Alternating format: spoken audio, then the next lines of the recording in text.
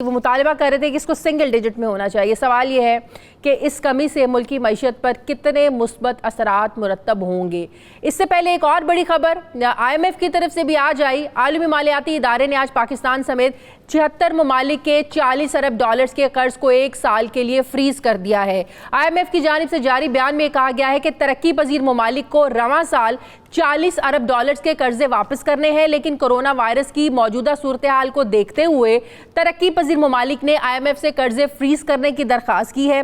इसलिए अब G20 ममालिक ये कर्जे जो हैं 1 साल के लिए फ्रीज करने पर रजामंद हो गए हैं। 40 अरब डॉलर्स में से 20 अरब डॉलर्स के कर्जे सऊदी अरब फ्रीज करेगा। कर्जे मुंजमद करने का मकसद मुतासरा जो ममालिक हैं उनको सेहत और मुआशी मसाइल में मदद देना है, जबकि कर्जों में रिलीफ के लिए उनकी मुअत्तली का वक्त जो है ये 1 मई से शुरू होकर 1 दिसंबर 2020 तक जारी रहेगा। इस अरसे के दौरान कर्जों की तमाम सर्विसेज को नए कर्जों की शक्ल दी जाएगी, जिसकी अदायगियां फिर जून 2022 से पहले शुरू नहीं होंगी और उसके बाद के 3 सालों में जो है ना ये कर्जों की अदायगियां की जा सकेंगी। जबकि IMF से पाकिस्तान को मजीद 1 अरब 40 करोड़ डॉलर का कर्ज मिलने का ये भी इसका कवी इम्कान है। ये सारी सूरत हाल पाकिस्तानी मईशत के लिए कितनी अच्छी है, कितनी मुस्बत है, मैं बात करूंगी। माहिर मुआशियात डॉक्टर इकरामुल हक साहब ने मुझे ज्वाइन किया। अस्सलाम वालेकुम, बहुत शुक्रिया डॉक्टर साहब आपका। डॉक्टर साहब, सबसे पहले तो आज तो वैसे मईशत में अच्छी खबरें सामने आ रही हैं। जो शरह सूद में कमी की गई है, 1 महीने के दौरान शरह सूद में 4.25 जो है फीसद की कमी की गई है, आप क्या समझते हैं इस क्राइसिस में कितना अहम है ये फैसला, जहां इस क्राइसिस में कारोबारी तबका परेशान था और कोई कर्जा लेने के लिए ज़ाहिर है इतने हाई रेट के में शरह सूद के साथ कोई तैयार नहीं था, तो कितना अहम फैसला है अब। और सबकी एक बड़ी डिमांड थी कि इसको सिंगल डिजिट्स में आना चाहिए ताकि अगर हमने बिजनेस करना है उसके लिए कर्जे लेने हैं तो हम आसानी से ले सकें। तो कितना बड़ा रिलीफ है ये इस क्राइसिस में? जी, देखा जाए तो ये फैसला जो है ये 2 माह पहले ही जब ये कोरोना का मसला शुरू हुआ था तो कर लेना चाहिए था, मगर उस वक्त आपने देखा था कि इन्फ्लेशन बहुत ऊपर थी, क्योंकि ये चीनी वालों ने और आटा वालों ने जिस तरह से अपनी प्राइसेस बढ़ाई, जिसके ऊपर वजीर आज़म मोहतरम ने इंक्वायरी भी की और पता चला कि वाकई बहुत ज़्यादती की गई है। अगर वो ना करते तो इन्फ्लेशन हमारी अगर उस वक्त सिंगल डिजिट में आ जाती तो वो भी फैसला कर देते।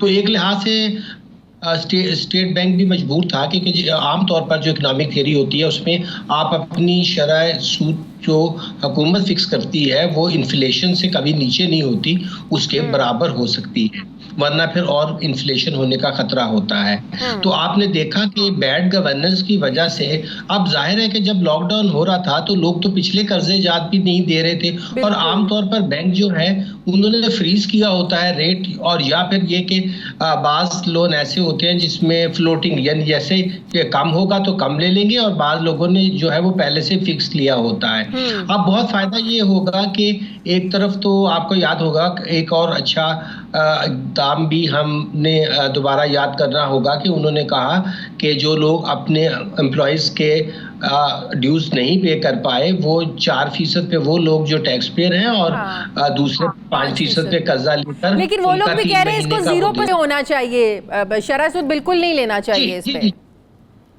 वो तो आज भी सराज तेली साहब ने जो बिजनेस ग्रुप के हेड है उन्होंने ये कहा है कि 9% की कमी भी कम है, इसको 4-5 होना चाहिए। वो मुतालबा तो जारी रहेंगे, मगर हमें रियलिस्टिकली देखना चाहिए कि इन दिनों में काफ़ी अच्छी तरीके से जो चीज़ों को मैनेज करने की कोशिश की गई। यानी कि सबसे पहले जो खराबी की असल जड़ थी जिसकी वजह से खुर्दोनोश की कीमतों में बेपनाह इजाफा करके लोग मुनाफाखोरी कर रहे थे, ज़ख़ीरा अंदोज़ी कर रहे थे, उनके बारे में वज़ीर आज़म मोहतरम ने एक सख्त कदम उठाया और बिल्कुल एक क्लियर मैसेज भेजा कि अपने भी किसी पार्टी के आदमी को नहीं छोड़ूंगा। तो इससे आपने देखा कि कीमतें नीचे भी आई और अब आज ज़ख़ीरा अंदोज़ी के बारे में ऑर्डिनेंस भी तैयार हो गया है और रमज़ान से पहले वो भी आ जाएगा।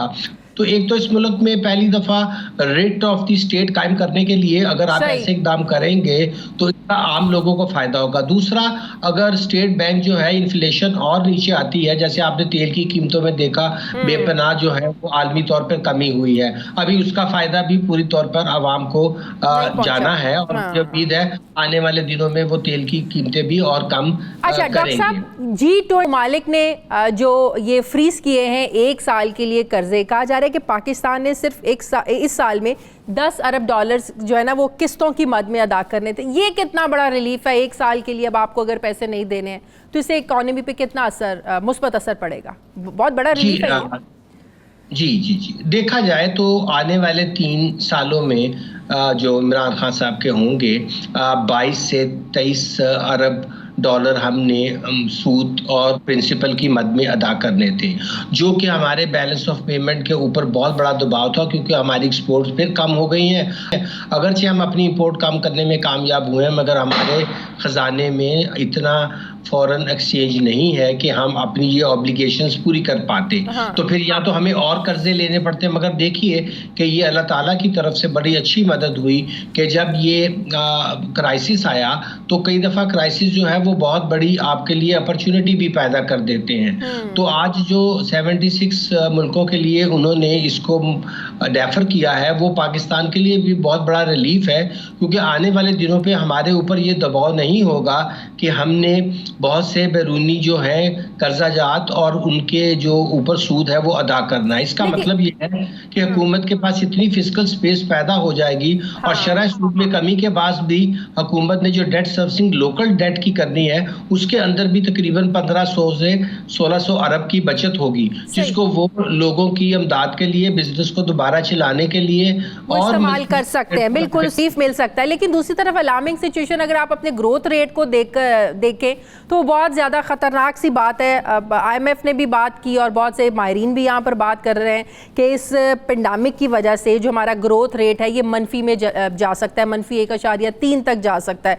आप देखें जो एक्सपोर्टर्स हैं उनके ऑलरेडी जो ऑर्डर्स हैं वो कैंसिल हो रहे हैं। यूरोप एक बहुत बड़ी मंडी है हमारे लिए, अमेरिका एक बहुत बड़ी मंडी है और यही दोनों जगह जो है यूरोप भी और अमेरिका भी कोरोना की वजह से सबसे ज़्यादा मुतासर हुए हैं। ज़ाहिर एक्सपोर्टर्स के पहले ऑर्डर जाएंगे तो नई प्रोडक्शन तो नहीं होगी। तो ये जो ग्रोथ रेट अगले 2 सालों में कितना ज़्यादा फिर ये स्टेबल, कितनी जल्दी स्टेबल हो सकता है या नहीं हो सकता? जी, उनके अंदाजे दरअसल पूरी दुनिया के लिए कुछ ऐसे हैं कि इसमें 2 चीज़ें होंगी। अगर पोस्ट कोरोना जो सिनारियो है वो ये प्रोजेक्ट किया गया है कि अगर ये बहुत शदीद हुआ, जिसके चांसेस हैं, तो फिर सारी दुनिया के अंदर जो है वो मनफी जो है शरह नमूद होगी। और पाकिस्तान की तो पहले ही चूंकि आपको पता है कि हम 3% और वो तो हम 3% कहते थे, मगर चाहे वो एशियन डेवलपमेंट बैंक था या वर्ल्ड बैंक था या IMF था, वो कहते थे कि आप तो बड़ी मुश्किल से 2% तक पहुंचेंगे। तो जाहिर है कि अगर इतने दिन कारोबार बंद रहा है और जैसे आपने फरमाया कि हमारे जो एक्सपोर्ट्स के ऑर्डर्स हैं वो कैंसिल हुए हैं, तो इसके बहुत नुकसानात जो होते हैं वो मैं अर्ज़ करूं कि 52 में पाकिस्तान में सिर्फ एक दफ़ा हमारी पूरी तारीख में मनफी हुआ था और उसके बाद अल्लाह का शुक्र है कि हम 4-5 जब बहुत भी बुरे सालों में रहे हैं तो 3-4% के दरमियान रहे हैं, कई दफ़ा तो हमने 6 साल, लेकिन मैं औसतन बात कर रहा हूँ। लेकिन मेरा ये ख्याल है कि इसमें भी अल्लाह ताला हमारी मदद फरमाएंगे, क्योंकि चीन जो है और इस वक्त जो बांग्लादेश है वो ऑर्डर्स पूरे नहीं कर पा रहे जो ऑर्डर्स उनको मिले थे, क्योंकि उनके यहाँ लॉकडाउन है और वो उम्मीद है कि वो पाकिस्तान को मिल जाएंगे, क्योंकि पाकिस्तान की इस वक्त वाहिद इंडस्ट्री जो पूरे थ्रस्ट पे काम कर रही है वो एक्सपोर्ट इंडस्ट्री है। बाकी सारी ले ऑफ हुए हैं, मगर आपने देखा कि हमारी एक्सपोर्ट इंडस्ट्री में कोई ले ऑफ नहीं हुआ। ये एक बहुत अच्छा साइन है। हाँ, ले ऑफ जहाँ हो रहे हैं वो आम जो डेली वेजर हैं, जो वल्नरेबल जो हमारे मजदूर है वो है, तो इसमें भी सिल्वर लाइनिंग है। और मैं समझता हूं कि अगर ये पाकिस्तान ने थोड़ी सी कोशिश हुकूमत जिस डायरेक्शन में कर रही है और लोगों ने भी साथ दिया, तो हम IMF और वर्ल्ड बैंक के इन अंदाजों को भी गलत साबित करने में कामयाब। बहुत शुक्रिया डॉक्टर इकरामुल हक साहब मेरे साथ है, बहुत शुक्रिया आपका। बहुत भी बुरे सालों में रहे हैं तो 3-4% के दरमियान रहे हैं, और कई दफा तो हमने 6 साल, लेकिन मैं औसतन बात कर रहा हूँ। लेकिन मेरा ये ख्याल है कि इसमें भी अल्लाह ताला हमारी मदद फरमाएंगे, क्योंकि चीन जो है और इस वक्त जो बांग्लादेश है वो ऑर्डर्स पूरे नहीं कर पा रहे जो ऑर्डर्स उनको मिले थे, क्योंकि उनके यहाँ लॉकडाउन है, और वो उम्मीद है कि वो पाकिस्तान को मिल जाएंगे, क्योंकि पाकिस्तान की इस वक्त वाहिद इंडस्ट्री जो पूरे थ्रस्ट पे काम कर रही है वो एक्सपोर्ट इंडस्ट्री है। बाकी सारी ले ऑफ हुए हैं, मगर आपने देखा कि हमारी एक्सपोर्ट इंडस्ट्री में कोई ले ऑफ नहीं हुआ। ये एक बहुत अच्छा साइन है। हाँ, ले ऑफ जहाँ हो रहे हैं वो आम जो डेली वेजर हैं, जो वल्नरेबल, जो हमारे मजदूर है वो है, तो इसमें भी सिल्वर लाइनिंग है। और मैं समझता हूं कि अगर ये पाकिस्तान ने थोड़ी सी कोशिश, हुकूमत जिस डायरेक्शन में कर रही है और लोगों ने भी साथ दिया, तो हम IMF और वर्ल्ड बैंक के इन अंदाजों को भी गलत साबित करने में कामयाब। बहुत शुक्रिया डॉक्टर इकरामुल हक साहब मेरे साथ है, बहुत शुक्रिया आपका। नाज़रीन, मुझे प्रोग्राम में एक ब्रेक लेनी है, वापस आते हैं एक छोटे से वक्फे।